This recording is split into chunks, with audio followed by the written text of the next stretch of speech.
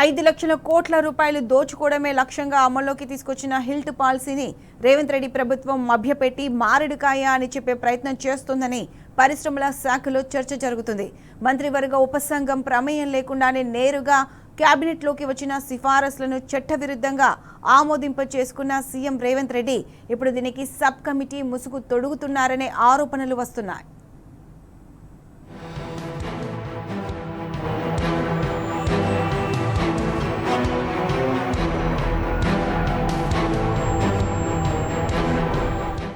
ఐదు లక్షల కోట్ల రూపాయలు దోచుకోవడానికి సీఎం రేవంత్ రెడ్డి భారీ కుట్రకు తెరలేపాడు. అందుకు హిల్ట్ పాలసీని వాడుకుంటున్నాడని పరిశ్రమల శాఖలో చర్చ నడుస్తోంది. హిల్ట్ పాలసీ సరైందని చూపడం కోసం సబ్ కమిటీ ముసుగు తొడుగుతున్నారని చర్చ జరుగుతోంది. హైదరాబాద్లోని కాలుష్యకారక పరిశ్రమలను ఓఆర్ఆర్ వెలుపలకి వేగవంతంగా తరలించే ప్రతిపాదన, పారిశ్రామిక భూములను మల్టీయూజ్ జోన్స్ గా మార్చాలన్న అంశాలు ఇప్పటి వరకు మంత్రివర్గ ఉపసంఘం ముందుకు రాలేదని పరిశ్రమల శాఖ అధికారులు చెబుతున్నారు. భట్టి నేతృత్వంలో ఏర్పాటైన ఆర్థిక వనరుల సమీకరణ సబ్ కమిటీకి కాలుష్యకారక పరిశ్రమల తరలింపుతో సంబంధం లేదు. అయినప్పటికీ ఆ సబ్ కమిటీ సిఫార్సులతోనే హిల్ట్ పాలసీ రూపొందిస్తున్నట్లు కలరింగిస్తున్నారు. ప్రాధాన్యం లేని చివరి అంశంగా దీనిని కేబినెట్ సమావేశంలో చర్చకు పెట్టి పరిశ్రమల శాఖ అధికారులు అంటున్నారు. దక్షిణ తెలంగాణకు చెందిన కొందరు మంత్రులు అభ్యంతరం వెలుబుచ్చినా పట్టించుకోవడం లేదని తెలిసింది. ప్రతిపక్ష బీఆర్ఎస్ పార్టీ ఈ కుంభకోణాన్ని బయటపెట్టడంతో సీఎం రేవంత్ రెడ్డి అవినీతి బురదను మంత్రులందరికీ పూయటానికి మంత్రివర్గ ఉపసంఘం ముసుగు తొడుగుతున్నారని పరిశ్రమల శాఖలో చర్చ జరుగుతోంది.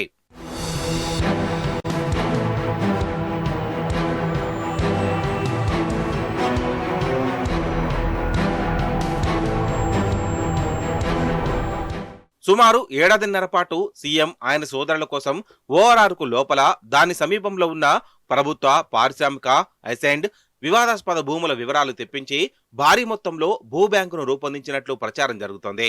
ముఖ్యమంత్రి సోదరులు థర్డ్ పార్టీగా ఉండి పారిశ్రామిక వర్గాలతో రహస్యంగా కొనుగోలు ఒప్పందాలు చేసుకుని వారి చేత భూములు కొనుగోలు చేయించినట్టు సమాచారం. ఉప్పల్ ఇండస్ట్రియల్ కారిడార్లో ఉన్న భూములు దాదాపుగా సీఎం సోదరుల చేతికి వచ్చాయని, ఇక్కడ భారీ ఎత్తున హెరిటేజ్ భవనాలు కట్టడానికి ప్రణాళికలు రూపొందించారని ప్రచారం జరుగుతోంది. భవన నిర్మాణ సంస్థలతో ఒప్పందాలు కూడా జరిగినట్లు సమాచారం. మంత్రులకు పారిశ్రామిక భూములు ట్రాన్స్ఫార్మేషన్ పాలసీ మీద కనీస పరిజ్ఞానం లేకపోవడం వల్లనే మంత్రి పొంగులేటి మీడియా సమావేశంలో మల్టీయూజ్ అనే పదాన్ని పదే పదే మల్టీజోన్ అని పలికారని పరిశ్రమల శాఖ అధికారులు చెబుతున్నారు.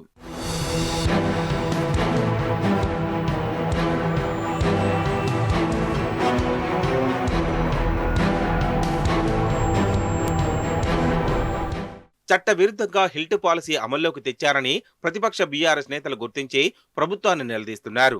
దీంతో రేవంత్ రెడ్డి మంత్రులను మీడియా ముందుకు పంపారనే ప్రచారం జరుగుతోంది. ఆదాయ వనరుల పెంపు గురించి కేబినెట్ సబ్ కమిటీలో ఏడాదిన్నర పాటు చర్చించామని, దీని గురించి భాగస్వామ్య పక్షాలతో చర్చించడంతో పాటు నిపుణులతో మాట్లాడి అన్నీ తెలుసుకున్నాకే హిల్ట్ విధానం తీసుకొచ్చినట్లు ఉపసంఘం సభ్యులైన భట్టి, ఉత్తమ్, శ్రీధర్బాబు, జూపల్లి చెప్పారు. పారిశ్రామిక వర్గాలు ఇంకా తక్కువ ధరకు కావాలని అడిగాయని, ఉచితంగానే భూములు మార్పిడి చేయాలని ఒత్తిడి తెచ్చాయని, కానీ రాష్ట్ర ప్రభుత్వ అవసరాల నిమిత్తం ఖజానాకు డబ్బులు కావాలనే ఆలోచనతో తాము 2 స్లాబుల్లో ఫీజులు నిర్ధారించామని వివరించారు.